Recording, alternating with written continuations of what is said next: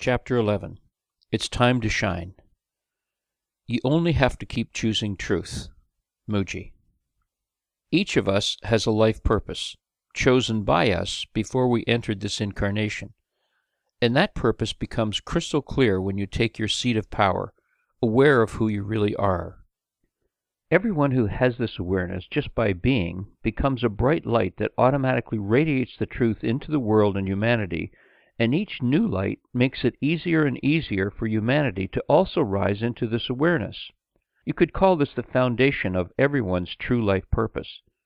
Everywhere you hear about people trying to change the world, but real change occurs when you become consciously aware of who you really are. When this happens, you literally are your true self, embodied as heaven. There's one planet, but over 7 billion worlds, and for you, it is heaven on earth. When you manifest who you really are in a physical body, it's time to shine. Once again, there's no figuring out what you should do. If there's a doing beyond just being the light of who you are, you'll be shown, whether it be a global influence of some sort, or something that appears to be on a small scale. Everything extended from God to God is part of God's perfection and blends into the perfect wholeness that it is. This is what is occurring throughout humanity, as hundreds of millions of souls are now not only awakening from eons of slumber in the world of separation and limitation, but are shifting from the position of potential freedom to actual experience of freedom as they discover who they really are. Many are still working with old energy ways and means, which, as I have said several times, is a much slower way to freedom.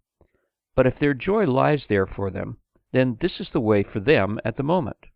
Others, who may have sensed that freedom is here now, will settle for nothing less, no matter what, and choose timelessness as their pathless path home, now. The vision. Just as each snowflake is unique, so is the manifestation of our purpose. For me, the vision, as we call it, is that unique snowflake. It was given to Ingrid Esme Farrar many years ago. She was born open, and I'm collaborating with her as it unfolds in all its exquisite forms. I spoke earlier about the foundation of your conditioning being unworthiness and how it occurred as a result of your separation from the conscious awareness of who you really are. I said that this manifested in a number of ways, including poverty consciousness, which still pervades the collective consciousness of humanity to this day. Religion has twisted the concept of poverty into a virtue, while portraying itself as a grandiose reflection of abundance, the sole mediator between God and man. The opulent structures it has erected all over the world stand in stark contrast to the often destitute circumstances of its followers, who have blindly followed its imbalanced version of austerity, temperance, moderation, self-restraint, and self-denial.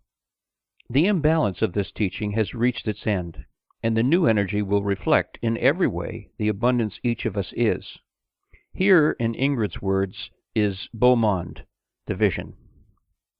The vision was given to me during the last decade. The vision will be acts of celebration of human genius, creativity, compassion, and innovation.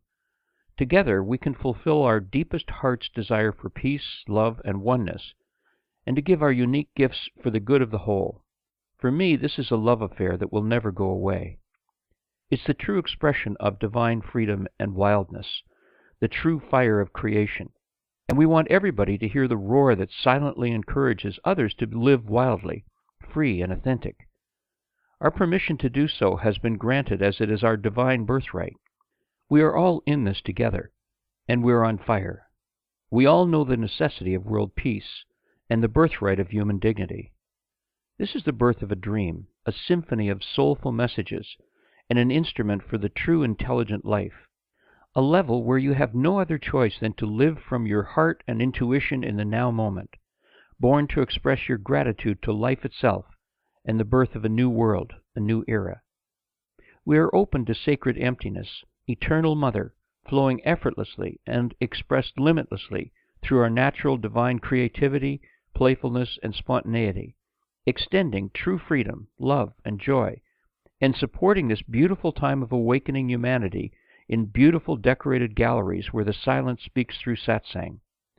They will be safe places where the beauty of truth and the power of unconditional love, absolute freedom, and total openness embody wilder grace, the emerging power of the divine feminine and divine masculine. For me, the vision expresses and represents the absolute truth. You are God. The new energy ends the concept of a separate identity or personhood and shifts to the natural identification. I am all that is. Ever since Ingrid revealed the grandeur of it to me, it's filled me with a passion and a fiery longing to extend the love I am to the world and humanity through it. When you're fully aware that you are God, all sense of a separate self, with its many attachments and expectations, has been transformed, and to play in the field of temporary manifested things and experiences is a completely natural and joy-filled experience, unencumbered by any sense of loss when it returns into the emptiness from which it sprang. Anyone who experiences a gallery will feel the natural silence, peace, serenity, and simplicity that lives within abundance, and is a perfect reflection of who they really are, and that what they give their attention to will expand. In this way, the truth that you are God will be constantly expressed in exquisite physical manifestations. And a quote from Papa G. Whatever comes, let it come. What stays, let it stay. Whatever goes, let it go. Epilogue. When you come to the awareness of who you really are, free from all tethering to the conditioning of the false self, you begin to truly live your life purpose. There's no need to look for it. It will just be felt and known as why you are here as God in a physical body. There will be no agendas, control, stress, or have-tos about your purpose. It will simply flow effortlessly without attachments or expectations from you and as you. You will walk through your life experience as peace, joy, abundance, freedom, love, and beauty, radiating these beams of light from the God you are without the need to do anything. If there is a doing of any kind, it will be timeless and boundless and flow easily in the midst of any chaos that still remains on the planet. Here's what Ingrid has to say about this experience that she knows and lives. When an enlightened one offers self-discovery satsang, that one can never not see the other person. They are the only ones who truly do see another. Before you're totally free, fear sends out energy that people pick up and makes them feel the opposite of what you want them to feel, which is eternity and peace. It's the fear that you'll not be able to handle all kinds of people's expectations, stresses, moods, anger, and hostile energies. Whatever meetings with other people that may occur, just let them unfold, standing in your I am presence, and when required, you'll have no difficulty telling them that they must come back when they're more ready.